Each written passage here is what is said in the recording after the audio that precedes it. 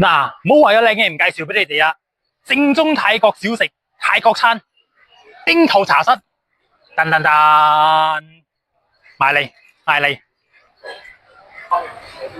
薩瓦迪卡 A 卡 B 卡 C 卡，我中意 E 卡。有食咩嘢？你有食咩嘢？原來士頭婆識廣東話㗎，士頭婆有咩好介紹？哦，我有咩介紹啊？有青咖喱啊，有茄粉啊，有凍陰啊，有紫粉啊，我要青咖喱。有青咖喱啊。OK。青咖喱聽日嚟講要介紹嘅就係要配呢個粗米粉就好食㗎係嘛呢個配個粗米粉㗎。 ？OK，嚟一碗。一碗。我就要特別推介咗呢個青咖喱啦。點解我叫佢青咖喱咧？因為佢真係青色嘅喎。重口味嘅朋友咧就一定好中意啦，因為咧佢係用嗰種睇到咩咁嘅話，好多人唔中意食嘅魚香菜，但係我好中意。哇！你嗰一啖落去嘅時候，你經已湧住上嚟嘅泰國香味、辣味啊，簡直就係重口味嘅朋友唔可以錯過嚇，一定要嚟食。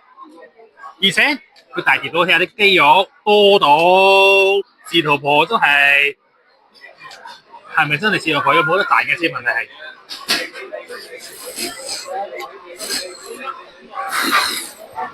果然粗米粉真係特別彈好，冇介紹錯，絕配。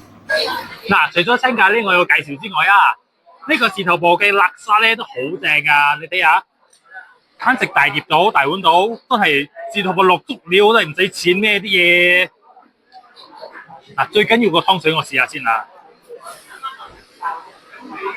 哇，夠酸夠辣夠正啊！簡直係泰國風味嗰種添啊！你哋嚟唔食咧，真係咧，你哋嘅食本啦。冰桃海鮮茶餐室就喺文萌苑嘅嗰一邊。其實呢度每日都有好多當地人會嚟呢度食嘢噶，呢度都好多檔好嘅喎，而且全部都唔錯噶。呢度仲出咗名大件夾抵食。